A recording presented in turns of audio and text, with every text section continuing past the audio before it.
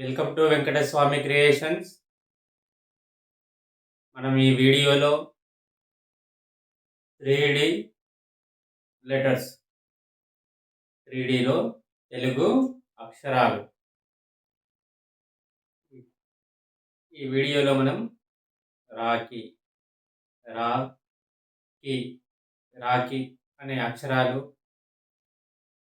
3Dలో రాస్తే ఎలా ఉంటుంది అనే దాని గురించి ఈ వీడియో చేస్తున్నాను. ఈ వీడియోలోకి వెళ్ళే ముందు లైక్ చేయకుంటే లైక్ చేయండి, షేర్ చేయండి, సబ్స్క్రైబ్ చేయండి, పక్కనున్న బెల్ సింబల్ నొక్కండి, ఆల్ అనే ఆప్షన్ నొక్కండి. నేను చేసే ప్రతి వీడియో కూడా మీకు నోటిఫికేషన్ ద్వారానైతే అందుతుంది. చలో మనం ఈ వీడియోలోకి వెళ్దాం. చూడండి, రాఖీ రాఖీ అనే అక్షరాలు ఎలా రాయడం జరిగింది చూడండి. ఇలానైతే మనం చేసుకోవచ్చు అనే ఒక ఆలోచననైతే మీకు ఇస్తున్నాను ఈ వీడియో ద్వారా. దీన్ని మనం ఫస్ట్ ఎలా రాశాను అనే దాని గురించి ఇప్పుడు చెప్తున్నాను. చూడండి, ముందుగా పెన్సిల్తో ఇలా రా అనే అక్షరం గీస్తున్నాను. రాకు దీర్ఘం ఇలా రా అనే అక్షరం రాసి తర్వాత దీన్ని ఇలా వెడల్పు చేస్తున్నాను. వెడల్పు చేసిన తర్వాత కీ రాస్తున్నాను. చూడండి, కీ అనేది దీర్ఘంలో నుంచి దీర్ఘం లోపల నుండి వచ్చేలాగా చేసి తర్వాత రా అనే అక్షరం లోపలిలోకి వెళ్ళి బయటకు వచ్చినట్టుగా రాస్తున్నాను. చూడండి, ఇలా చేసిన తర్వాత కీకి గుడి అనేది ఇచ్చి మళ్ళీ దీనికి ఇలా వెడల్పు చేస్తున్నాను. ఇవి మనకు చాలా ముఖ్యం. ఈ 3D అక్షరాలలో వీటి ద్వారానే అక్షరాలు అనేవి మంచిగా కనపడినా లేదు మంచిగా రాకున్నా కూడా. తర్వాత చూడండి, ఇలా బ్లాక్ స్కెచ్తో ఇలా అవుట్లైన్ అనేది ఇస్తున్నాను. మనం వేసింది ఏమాత్రం కన్ఫ్యూజ్ కాకుండా ఇలా మనం చేసుకోవాలి. చూడండి, ఇంత నీట్గా చెయ్యాలి. అప్పుడే మన అక్షరాలు అనేవి కరెక్ట్గా అందరూ గుర్తించేలాగా కనిపిస్తాయి. చూడండి, ఇలా వేసిన తర్వాత మనకు అవసరం లేని పెన్సిల్ గీతలన్నీ తోడిసేసి తర్వాత ఇలా పింక్ కలర్ లైట్ పింక్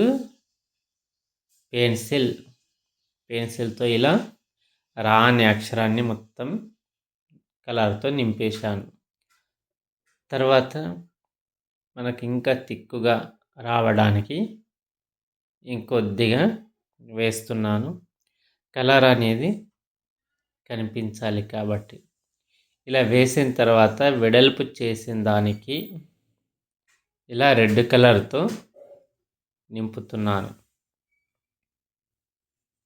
ఇలా మొత్తం రెడ్ కలర్తో ఫిలప్ చేసిన తర్వాత మనకు ఉబ్బెత్తుగా రావడానికి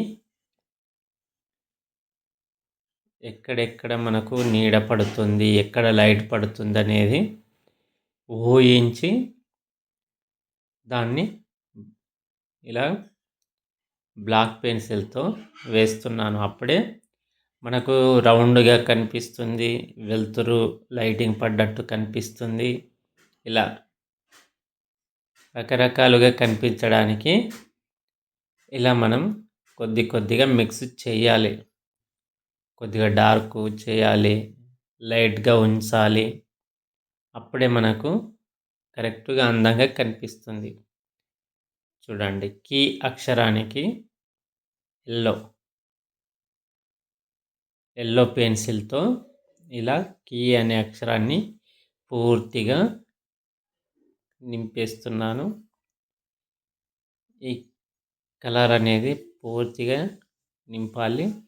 అలాగే కనిపించేటట్టు తిక్కుగానైతే వెయ్యాలి. అప్పుడే మనకు కలర్ అనేది అందంగా కనిపిస్తుంది. ఇలా వేసుకోవాలి. నీట్‌గా చెయ్యాలి. అప్పుడే మనకు అందంగా కనిపిస్తుంది. చూచేవారు కూడా ఆనందపడతారు.